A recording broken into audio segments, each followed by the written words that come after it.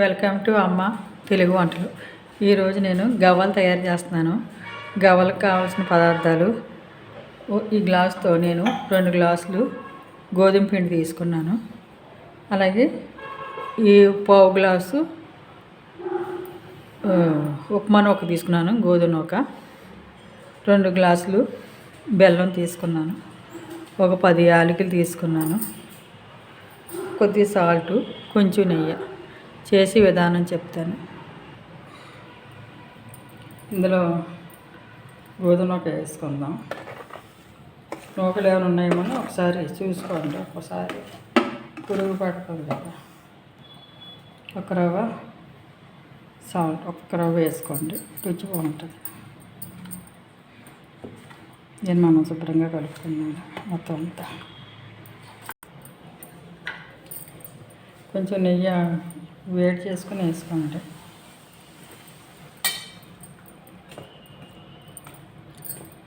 గోధుమ అంటే పిల్లలకి తెలియదు కదా, అది ఉప్మా చేసుకుంటాం కదా, కొంతమందికి తెలియదు, అందుకే చెప్తున్నాను. గోధుమ అంటే ఉప్మా చేసుకుంటాం కదా, పలసన ఉప్మా అవుతుంది కదా, అది దాన్ని గోధుమ అంటారు, తెల్ల నూక అంటారు.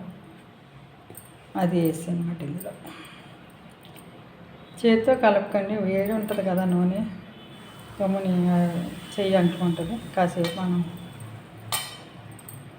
బాగా కలుపుకుందాం.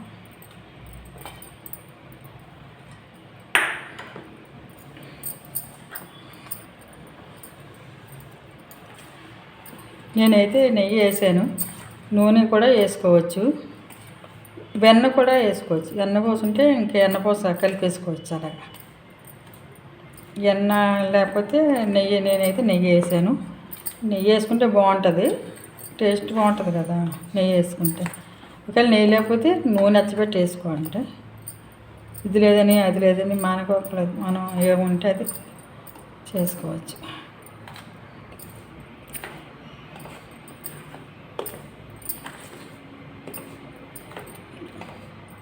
ఇలా కలిపేసాను కదా,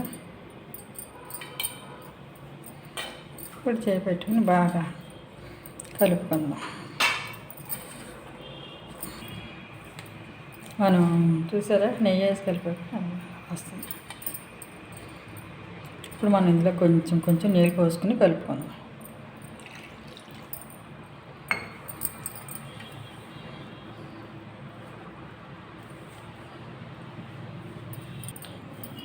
ఇది ఇలా చూసారా, ఇలాగా కలుపుకోవాలి. మనం ఎలా గోధుమ వేసాం కదా, ఇంకా కొంచెం గట్టి పడుతుంది. ఇలా చేసుకుందాం. ఇది అంటుకోకుండా దీని మీద ఒక రవ్వ మనం ఆయిల్ వేసుకుందాం.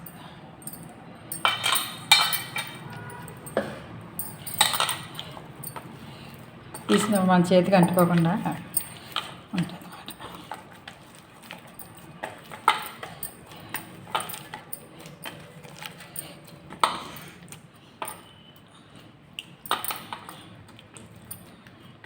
దీన్ని మనం గవ్వలు చేసుకుందాం.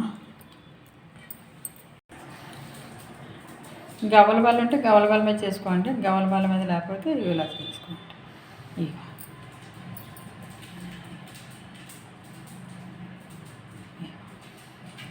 ఇలా చేసుకోండి. మనం గవ్వలన్నీ అలా చేసుకుందాం. చిన్న చిన్న ఉండలు కానీ చేసుకుని ఇలా మీరు అదే ఉండ కింద తీసుకుని కింద దాకా ఇలాగ వచ్చారనుకోండి, ఇలా ఇలా వచ్చి ఎక్కడ కిందకి వచ్చేసరికి కొంచెం పెద్ద కన్నాలు ఉన్నాయి కదా, ఇలా విడిపోతుంది. అందుకనే చిన్న చిన్న తీసుకుని ఇక్కడ నుంచి ఇలాగ అంతే అంతే చేసుకుందాం గవ్వలన్నీ.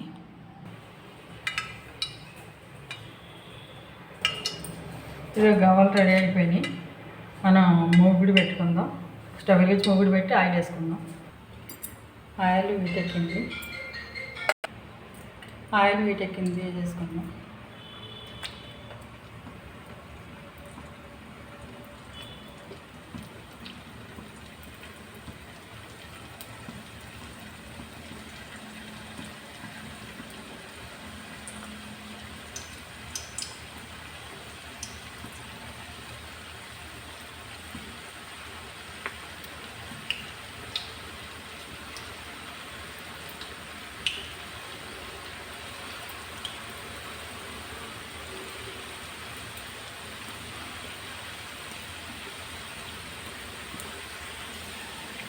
మళ్ళీ ఇలాగ వేపుకున్నాం.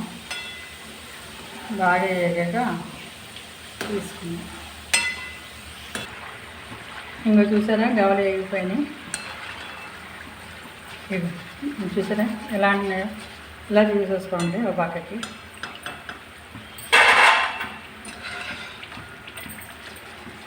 గడిగడి పంట చూసారా.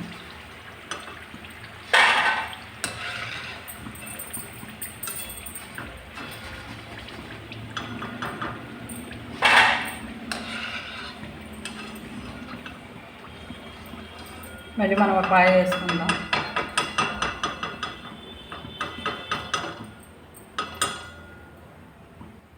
మళ్ళీ ఇంకా కాయ వేసుకుందాం.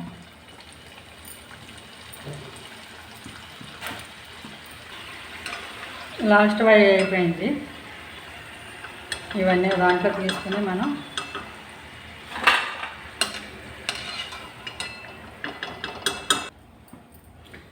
కాస్త నీళ్ళు వేసుకుందాం. ఒక పావు గ్లాస్ తక్కువే, కొత్త బెల్లం కరిగేదాకా.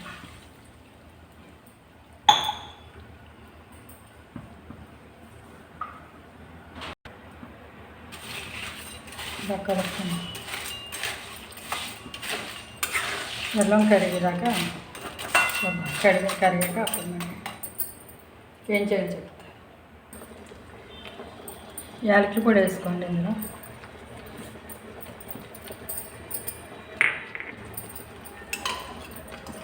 ఒక స్పూన్ నెయ్యి చాలు.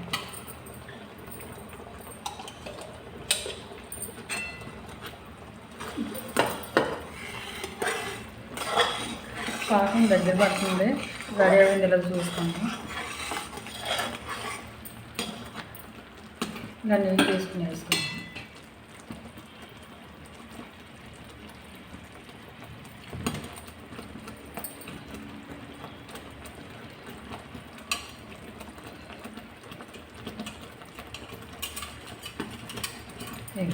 పాకం రెడీ అయిపోయింది. ఇది ముద్ద అయింది కదా.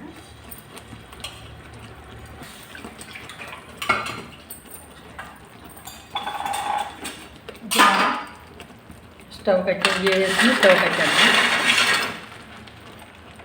దీన్ని బాగా పట్టించుకున్నాం. స్టవ్ కట్టేసాను. పాకం అంతా దగ్గర పడేదాకా కలుపుకోవాలి.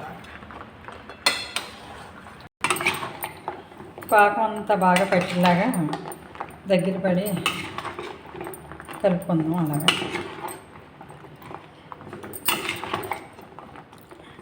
కలుపుకుంటూనే ఉండాలి, వేసి వదిలేయకండి.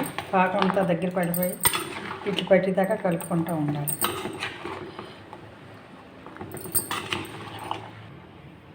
ఇంకా చూసారా గవలు రెడీ అయిపోయినాయి.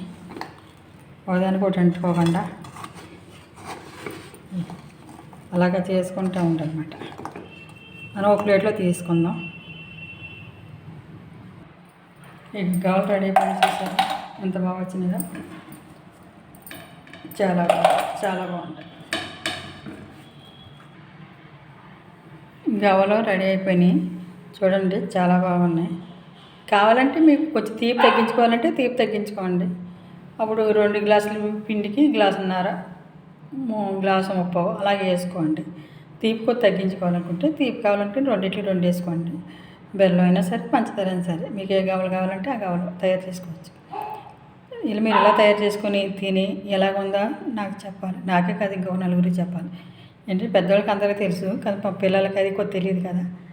వాళ్ళ కోసం మరి నేను చేసి పంపిస్తున్నాను. ఒకసారి తయారు చేసుకుని తిని ఎలా ఉందో మీరు నాకు చెప్పాలి. నాకే కాదు ఇంకొక నలుగురికి చెప్పాలి. లైక్ చేసి, షేర్ చేసి, సబ్స్క్రైబ్ చేయండి. మరెన్నో నోటిఫికేషన్ కోసం పక్కన బెల్ ఐకాన్ క్లిక్ చేయండి.